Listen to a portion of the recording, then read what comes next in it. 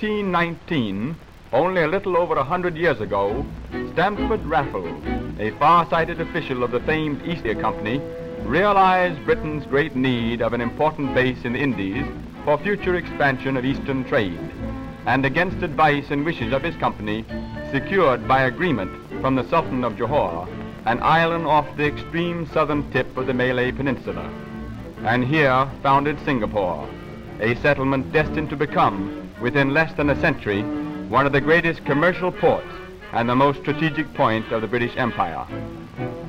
Singapore, but 77 miles north of the equator, is at the crossroads of Australia and India, South Africa and China, and as military base and home of the combined British Far Eastern fleets, is rightly considered the Gibraltar of the East.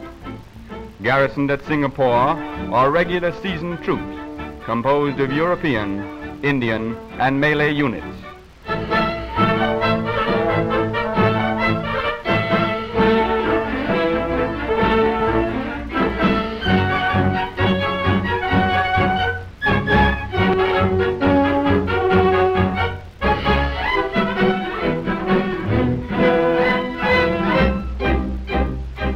The finest and most efficient air force in the Far East, both as to personnel and equipment, is stationed at Singapore, with aerodromes unrivaled in the Orient.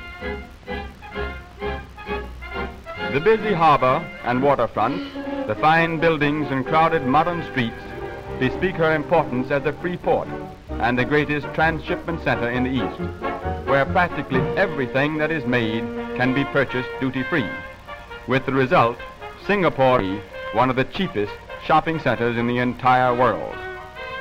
Much of the plan of the present city is due to its founder, Stamford Raffles, and the square which is the heart of its business life bears his name. On it face many banks, offices, retail and commercial establishments, and through it during the business day passes a steady stream of pedestrian and vehicular traffic. To protect motor cars against the direct rays of the equatorial sun, cloth covers are often used. Of Singapore's estimated population of 500,000, more than 55% are Chinese, though the majority are coolies and laborers, and their commercial interests are vast and of the greatest importance. Some originally immigrants from China, and others descendants of the pioneers who came to trade when Raffles established the settlement. In addition to the great percentage of Chinese, Singapore's population is also composed of numerous other Orientals and Occidentals from all parts of the world, and it is claimed no less than 26 languages are used in conducting normal business.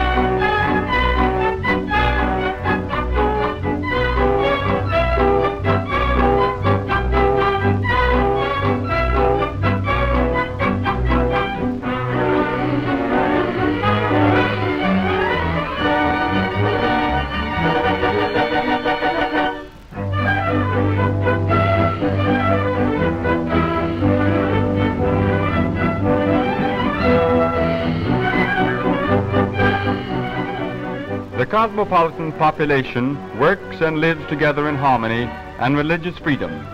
In one street is seen an imposing Chinese temple, and within a short distance stands an elaborately carved Hindu place of worship.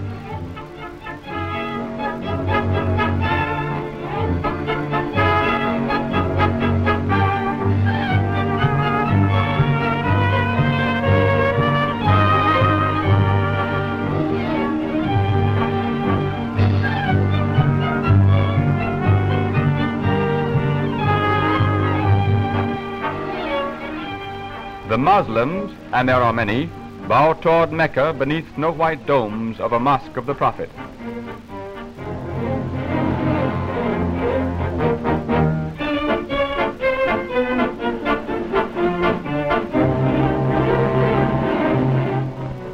Dividing the city, Singapore's river presents an always changing scene of busy activity. Many small lighters and trading junks tie up at quays to unload or discharge their multitudinous wares, or lie empty in midstream awaiting cargo.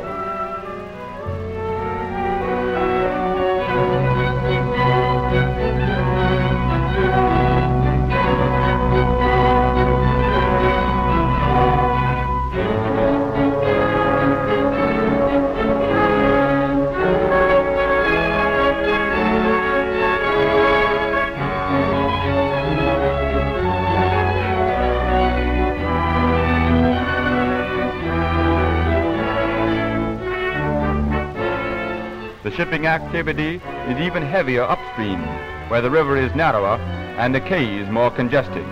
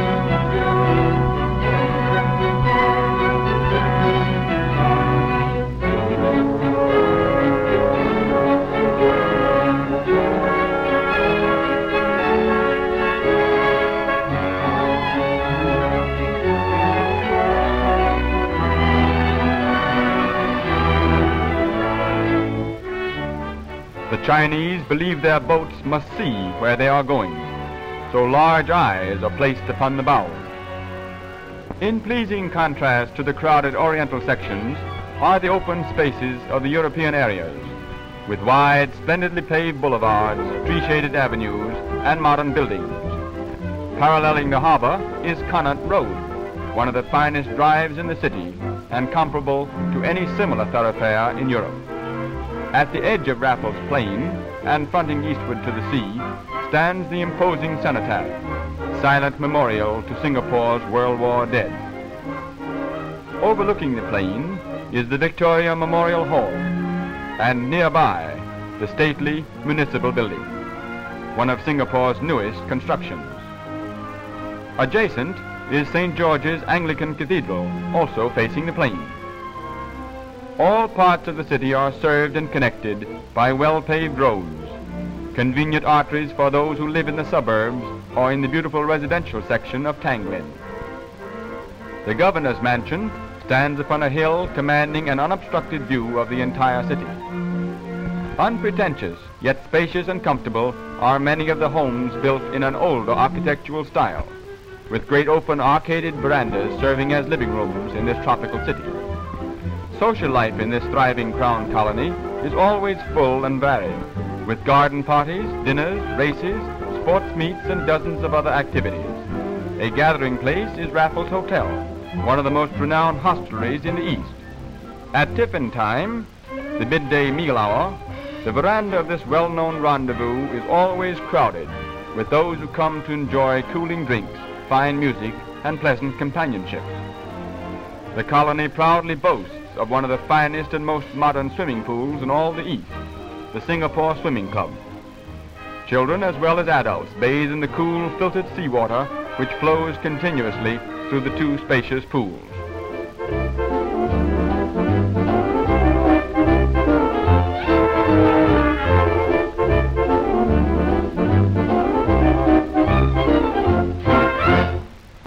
Devoted and loyal Chinese servants called amas watch over and care for the European children. On the balconies of the clubhouse, or the terraces overlooking the peaceful waters, members and guests relax and enjoy the refreshing breezes which blow from the Straits of Malacca or the China Sea.